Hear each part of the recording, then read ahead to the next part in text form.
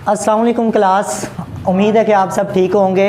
और जैसा कि आप लोगों को पता है, हमने हाल ही में एक चैप्टर कंप्लीट कर लिया है। और चैप्टर 1 स्पेशली 6 क्लास और 7 क्लास, और उसमें हमने कवर किया था पहले चैप्टर में कि सिस्टम यूनिट क्या होता है, मदरबोर्ड क्या होता है, what are the components that are connected with the motherboard, and what are the components that are residents in the system unit। तो आज हम तमाम कंपोनेंट्स का जायज़ा लेने वाले हैं, उनको देखने वाले हैं और इनको डिसअसेंबल करना और असेंबल करना। डिसअसेंबल मीन अलग करना और असेंबल मीन जोड़ देना, उन्हें वापस जोड़ देना। ये तमाम चीज़ें हमने देखनी है। इसको गलतुल आम हुआ है कि इसको हम CPU कहते हैं। आप में से कितने बच्चे हैं जो इसको CPU कहते हैं? क्या ये CPU है? नो। कोई बताएगा इसका असल नाम क्या है? जी, सिस्टम यूनिट। इसको हम CPU नहीं कहते, इसको हम क्या कहते हैं? System unit. इसको हम क्या कहते हैं? सिस्टम यूनिट दो तरह के होते हैं। सिस्टम यूनिट दो तरह के होते हैं। एक सिस्टम यूनिट होता है जो आपके मॉनिटर के साथ पड़ा होता है और थोड़ा साइज़ में बड़ा होता है, और इस तरह से हम रखते हैं उसे वर्टिकल में। उसे हम वर्टिकल में रखते हैं, उसको हम कहते हैं टावर। उसे हम क्या कहते हैं? टावर। यानी वो सिस्टम यूनिट का नाम है टावर। और ये वाला सिस्टम यूनिट आपने देखा होगा कि हम इसको इस तरह लिटा के रखते हैं और इसके ऊपर LCD रखी हुई होती है हमने, ऐसा ही है। तो ऐसे सिस्टम यूनिट को हम कहते हैं डेस्कटॉप। क्या कहते हैं? डेस्कटॉप। क्योंकि ये हमारा है डेस्क और ये उसकी टॉप पे पड़ा हुआ है, ठीक है ना। तो इसको हम कहते हैं डेस्कटॉप सिस्टम यूनिट। डेस्कटॉप। चलें जी, आज इसको हम ओपन करते हैं। ज़रा ओपन करने के लिए आप लोगों को मैं दिखाऊं। यहाँ पर ये देखें, यहाँ पर ना एक की सी लगी हुई है और ये एक स्विच सा है जो आगे पीछे हम करके इसको ओपन कर सकते हैं। ओपन करने का तरीका क्या है? आपने इसको पीछे की तरफ प्रेस करना है। जैसे प्रेस करेंगे तो ये हिस्सा गिरेगा। मैं दोबारा कर रहा हूँ, आप लोगों ने इसको ध्यान से करना है कि ये इस तरह गिरे ना। ऐसे हाथ रखना है, फिर इसको आराम से, ठीक है। ये देखें जी, इसके अंदर जितने भी कंपोनेंट्स हैं वो आपके सामने नज़र आ रहे हैं। अब यहाँ पर ये जो आपको नज़र आ रही है, यहाँ पर अगर मैं दिखाऊँ आपको, किसी को पता है ये क्या है? DVD। ये DVD प्लेयर है हमारा। ये क्या है? DVD प्लेयर है, जिसमें हम CDs लगा सकते हैं और DVD वगैरह लगा सकते हैं और प्ले कर सकते हैं। अब ये देखें, ये कनेक्ट किस तरह से हुआ है। पीछे से देखें, ये एक वायर अंदर जा रही है, ये डाटा वायर होती है, इसको हम SATA केबल कहते हैं। क्या कहते हैं? SATA cable. इसके ज़रिए से ये कनेक्ट हुआ होता है। इसको आप यहाँ से, ये जो ब्लैक हेड है, यहाँ से पकड़ के इसको आप बाहर निकालेंगे। जब भी निकालना हुआ आप इसको यहाँ से नहीं पकड़ेंगे, ये ब्लैक वाले हेड से पकड़ेंगे। इसको यहाँ से प्रेस करके, तो हल्का सा प्रेस करना है, और ये आप ऐसे ऊपर नीचे करते हुए इसको बाहर निकाल लेंगे इस तरह से। फिर यहाँ पर आप देखें, ये क्लिप लगा हुआ है एक। इसको अगर मैं बाहर की तरफ प्रेस करूँ तो ये फिर बाहर निकलेगा, वरना ये बाहर नहीं निकलता। ये लॉक है इसका, और ये थोड़ा सा बाहर निकल आए तो इसको आप इस तरह बाहर निकाल लेते हैं। ये बहुत इजीली आप डिसअसेंबल कर सकते हैं और इसी तरह इसको वापस भी लगा सकते हैं। तो ये हमारा क्या है? DVD रोम या DVD प्लेयर। इसको हम CD प्लेयर भी कहते हैं। और हमें कैसे पता चलता है ये CD प्लेयर है या DVD? इसके ऊपर लिखा होता है। यहाँ पर अगर आप देखें, लिखा हुआ है DVD प्लेयर, और यहाँ पर डिस्क वगैरह लिखा हुआ है, और R और W लिखा हुआ है। इसका मतलब है रीड भी कर सकते हैं और राइट भी कर सकते हैं इसके अंदर CDs को। तो ये हमारा पहला कंपोनेंट हमने बाहर निकाला है। अब मुझे बताएं, ये क्या है? ये क्या है? Hard disk. ठीक है। इसको असेंबल करने के लिए हम क्या करते हैं, यहाँ पर ये क्लिप लगा हुआ है, ये तार हम बाहर निकाल लेते हैं इस तरह से आराम से। हर चीज़ बड़े आराम से करनी है, कोई तार जो है वो टूटे ना, या उसको कोई डिसफेक्ट ना आ जाए। यहाँ पर आप क्या करते हैं, ये दो क्लिप लगे हुए हैं, ये इनको आप प्रेस करेंगे, प्रेस करके बाहर की तरफ खींच लेंगे, बहुत इजीली ये देखें अलग हो जाएगा। अब आप तारें इनकी अलग करेंगे। इसके ये पेपर लगा होता है, पेपर आप इस तरह खींचेंगे तो ये बाहर निकल आएगा। इसका भी आपने ब्लैक वाले से पकड़ के इसको बाहर निकालना है, कभी भी तारों से पकड़ के खींचना नहीं। ये जो ब्लैक वाला बना होता है ना, इसका आगे हेड, उसको पकड़ के फिर आपने तार को निकालना होता है अगर आपको ज़रूरत हो तो। फिर यहाँ पर आप देखें इन्होंने एक क्लिप बनाया हुआ है, यहाँ से आप इसको बाहर निकाल लेंगे। ये हमारे ये सीडी प्लेयर की थी डाटा केबल, इसको हम साटा केबल कहते हैं। डाटा ट्रांसफ़र हो रहा था इस केबल के ज़रिए से। और ये हार्ड डिस्क की है। देखिए दोनों सेम ही है, तकरीबन सेम है। इनका जो आगे ये जो फेस है ना पोर्ट का, जो कि आगे सॉकेट में लग रहा है, वो तकरीबन सेम है, बल्कि है ही सेम है, एग्जैक्टली सेम है। अब यहाँ पर हार्ड डिस्क के साथ पंखा लगा हुआ है। हर हार्ड डिस्क के साथ पंखा नहीं होता, किसी हार्ड, ये कवर लगा हुआ है, कवर का पंखा है, ये फ़ैन लगा हुआ है। तो ये फ़ैन जो है ये आपका यहाँ पर कनेक्ट हुआ है मदरबोर्ड के ऊपर। इसको आप यहाँ से हेड से ही पकड़ेंगे, क्लिप लगा होता है, और इसको अब आप बाहर निकाल लेंगे। आपकी ये हार्ड डिस्क भी असेंबल हो गई। इसको कहने में तो आप हार्ड डिस्क कहते हैं, हार्ड का मतलब होता है सख्त, लेकिन ध्यान से ये इतनी हार्ड नहीं होती।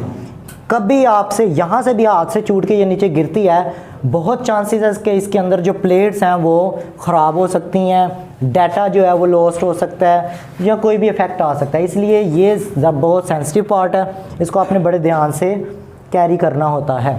ओके, क्योंकि हमारा सारा डाटा कहाँ पर स्टोर हो रहा होता है? शाबाश, हार्ड डिस्क में हमारा डाटा स्टोर हो रहा होता है। जितना भी डाटा आप माई कंप्यूटर ओपन करते हैं ना आप, तो माई कंप्यूटर में वो डिस्क ही बन जाती हैं। कौन सी डिस्क होती हैं वो? Local disk. कौन बोला था यहाँ से? शाबाश, लोकल डिस्क होती हैं। उन लोकल डिस्क के अंदर आप डाटा स्टोर कर रहे होते हैं, ऐसा ही है ना जी। तो वो लोकल डिस्क कहाँ पर बनी हुई होती हैं? वो इस हार्ड डिस्क के अंदर बनी हुई होती हैं। समझ आ गई? दो कंपोनेंट्स अभी तक हमने पढ़े हैं। पहला कौन सा था? डीवीडी प्लेयर या सीडी प्लेयर, और ये क्या है? Hard disk. सबको पता चल गया ये क्या है? Hard disk. ओके जी। अब यहाँ पर देखें जी, ये जो आपके पास बॉक्स लगा हुआ है इसको हम कहते हैं पावर सप्लाई। अगर मैं पीछे से दिखाऊं आपको, यहाँ पर हम जो केबल लगाते हैं उसे हम कहते हैं पावर केबल।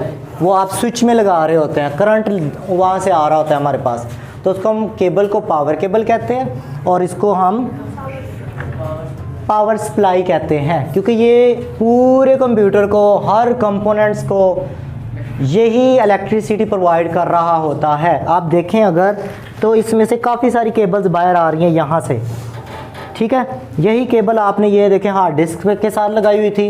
हार्ड डिस्क को भी अगर कोई करंट मिल रहा था तो वो पावर सप्लाई से मिल रहा था, इस केबल के ज़रिए से। सबको समझ आ गई है यहाँ तक? ओके है, कंटिन्यू करें। नेक्स्ट देखें ज़रा, यहाँ पर दो चिप बोर्ड लगे हुए हैं सेपरेट किस्म के, सबको नज़र आ रहे हैं ये चिप बोर्ड। इनके साथ ये एक देखें ब्लैक कलर का क्लिप लगा हुआ है, और एक के साथ वाइट कलर का क्लिप लगा हुआ है। अगर इस वाइट वाले क्लिप को मैं इस तरह प्रेस करता हूँ, ये देखें ऐसे, ये बाहर आ जाती है।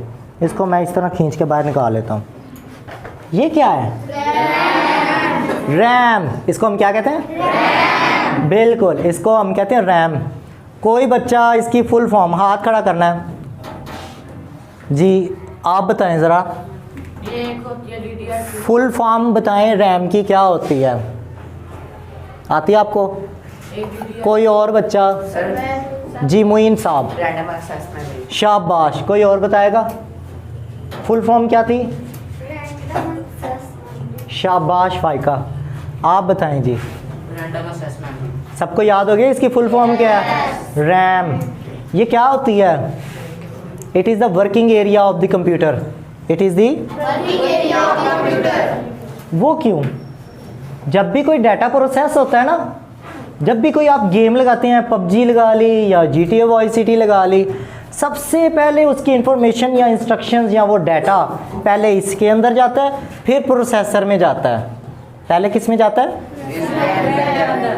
इसका मतलब कीबोर्ड से अगर मैं कोई की प्रेस करता हूँ तो सबसे पहले वो इंस्ट्रक्शंस किधर जाएंगी? रैम में। रैम से वो जाएंगी प्रोसेसर में। प्रोसेसर उनको प्रोसेस करता है, करने के बाद जो भी आउटपुट की इंस्ट्रक्शंस होती हैं वो वापस रैम के पास आती हैं, फिर जो भी आउटपुट डिवाइसेस हैं उनके पास जाती हैं इंस्ट्रक्शंस। समझ आ रही है इस चीज़ की? इस कंप्यूटर में कितनी रैम्स हैं?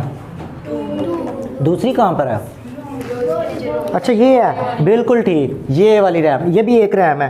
तो दो रैम लगी हुई है यहाँ पर। इसको हम पहले याद रहे, पहले हम क्लिप खोल देते हैं, उसके बाद हम फिर इसको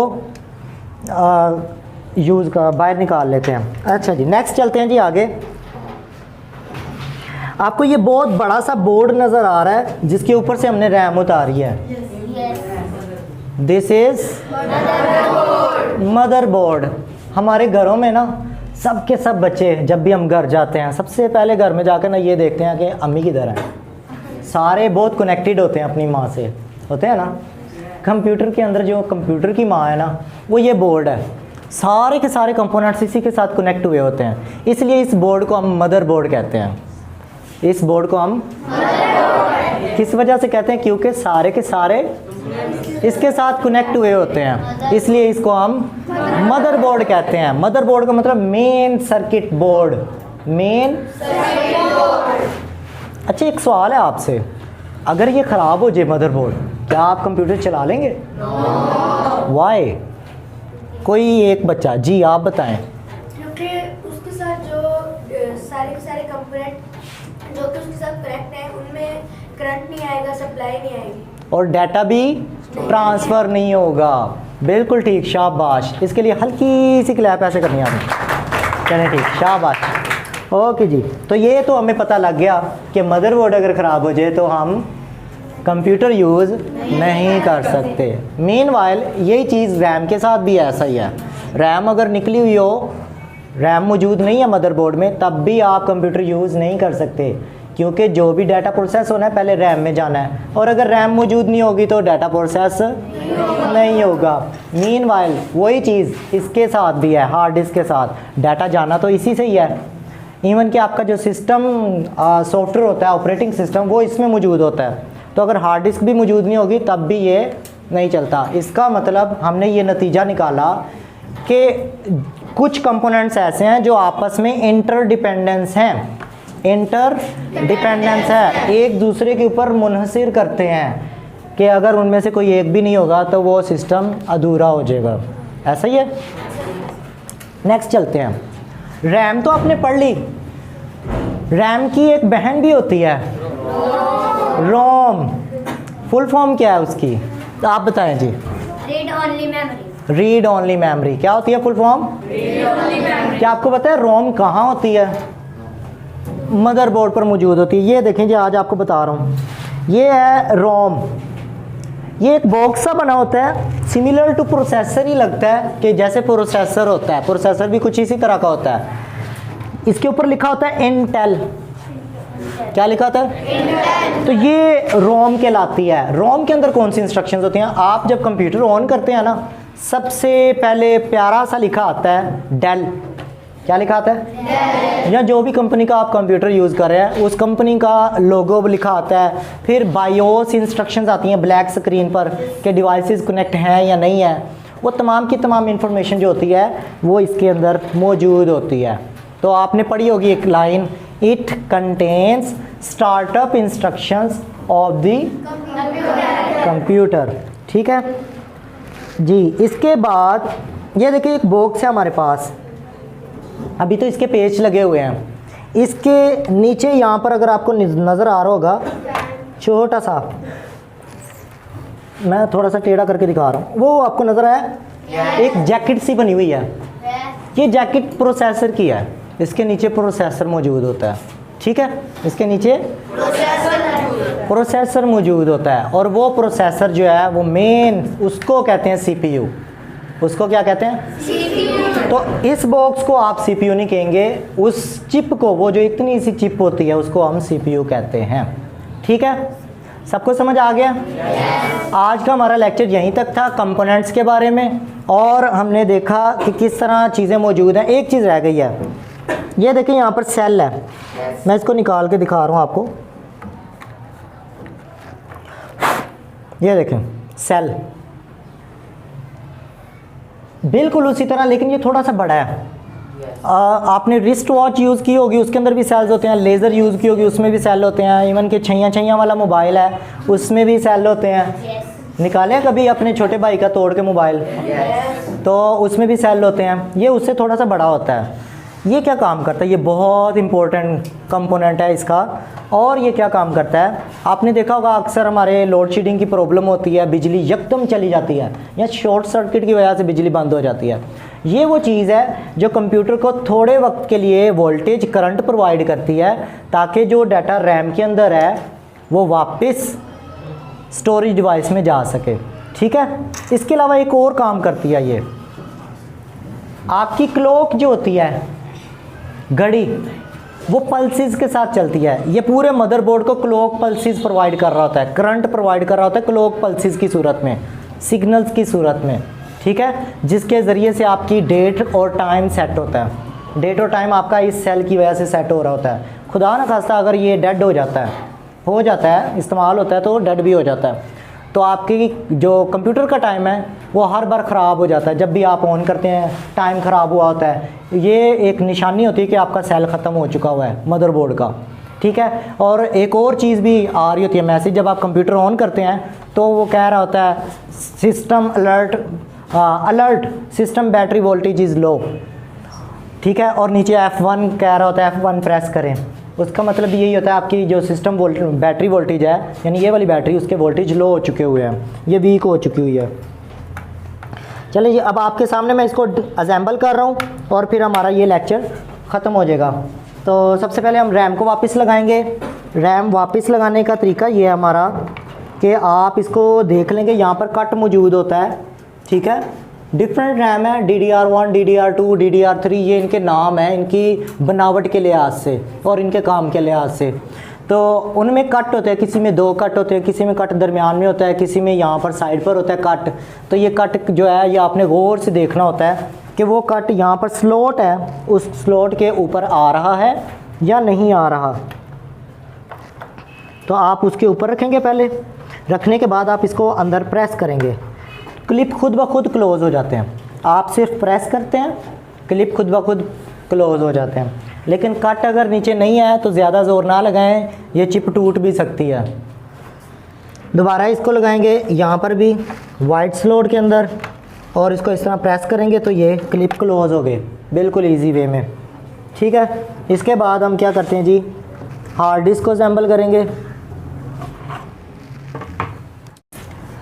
मदरबोर्ड पे ये 2 स्लॉट्स हैं जो मैंने आपको बतानी थी स्पेशली तौर पर 7 क्लास हमने परसों या कल पढ़ा मेरा ख्याल है, expansion slots. These are 2 slots that are called expansion slots. ठीक है, लेकिन हमने तो 3 पढ़ी थी। सबसे पहली वाली थी हमारी,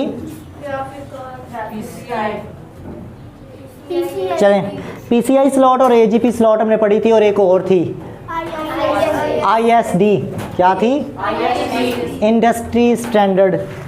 अच्छा, यहाँ पर देखें ये वाली जो स्लॉट है ना, वो इसको हम कहते हैं PCI स्लॉट्स, वाइट वाली को PCI slots, peripheral component interchange. Peripheral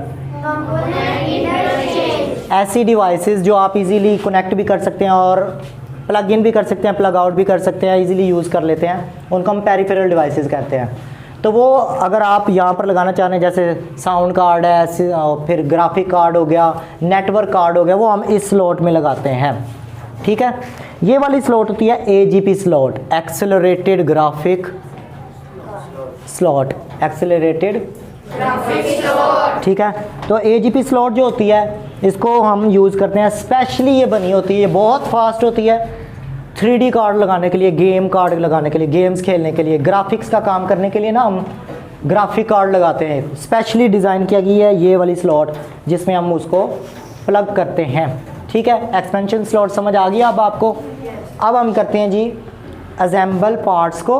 assemble करने का तरीका क्या है, बिल्कुल उसी तरीके से जैसे आपने डिसअसेंबल किया है वैसे ही आप असेंबल करेंगे। सबसे पहले मैं ये लगा रहा हूँ वापस, ये आपने बड़े एहतियात से इसको पहले उठा लेना है इस तरह से, और वापस आपने इसको रख के आराम से इसको अंदर लेकर जाएंगे तो ये क्लिप लग जाएगा। अब ये देखें बाहर नहीं आ रहा, लॉक हो गया, ये नीचे हो चुका हुआ है। अब आप इसकी तार लेंगे, इसकी तार में एक कट है यहाँ पर, वो देख लेना कट यहाँ पर उसी तरह है, फिर इसके साथ इस तरह रखना है और हेड को ही पकड़कर आप इसको प्रेस करेंगे, आराम से लग जाएगा ईजी वे।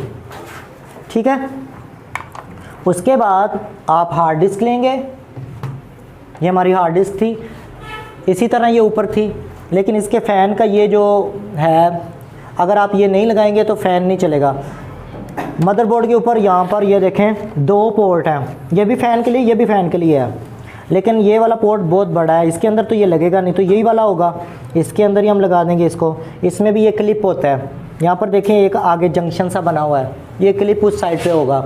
आप इसको इस तरह लगाएंगे, प्रेस कर देंगे, ये फ़ैन लग गया। इसके बाद आप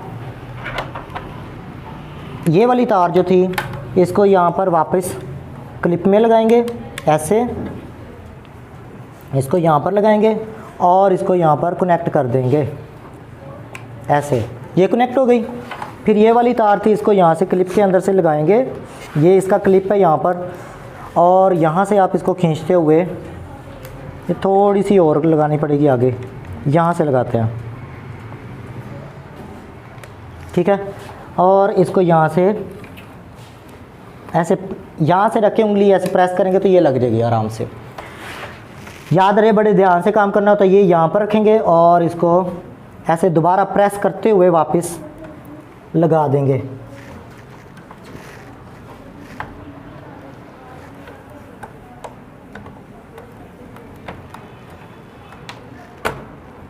ठीक है, ये देखें अब ये वापस नहीं आ रहा क्योंकि लॉक हो चुका हुआ है, इसका लॉक ये है। इसको वापस इस तरह रखेंगे और वापस इस बॉक्स को, इसको वापस लगाना कई लोग भूल जाते हैं, इसको लगाना कैसे है। यहाँ पर देखें आपके ये सुराख हैं 3, ये इस तरफ नहीं है, ना ही ये इस तरफ है, ना ही ये इस तरफ है।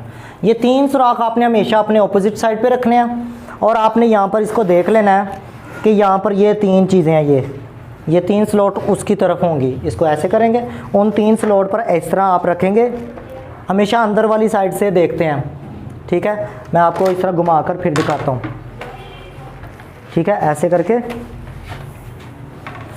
आपने ये सुराख जो है वो इस तरफ रखे, ऐसे किया, ये स्लॉट वापस रखें आपने, ठीक है। और फिर इसको आप इस तरह से प्रेस करेंगे, ये इजीली बंद हो जाएगा, बिल्कुल वैसे ही जैसे कि पहले था जी। Any question?